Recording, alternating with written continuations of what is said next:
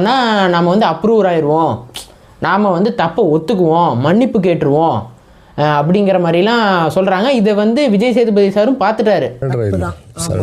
எனக்கு என்ன சார் வந்து கேட்பாரு, நீங்கள் மன்னிப்பு கேட்டோமா அப்படின்ற ஒன்று இருக்குங்களா. பட் ஆனால் ஒய் இட்ஸ் அ கேம்.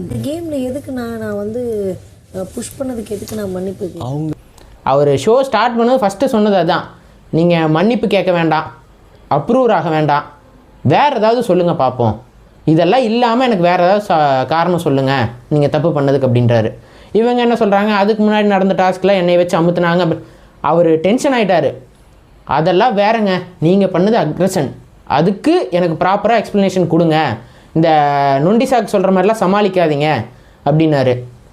அதுக்கப்புறம் விஜய் சேதுபதி சார் இன்னொன்று என்ன சொல்கிறாருன்னா, உங்கள் ஆக்சுவலி கமருதீனுக்கு மட்டும் அக்கா மட்டும்தான், உங்கள் அக்கா இப்படி ஒரு பொண்ணை நீங்கள் வந்து தள்ளி விட்டு இவ்வளோ அக்ரஷன் பண்ணதை வந்து வெளியே வந்து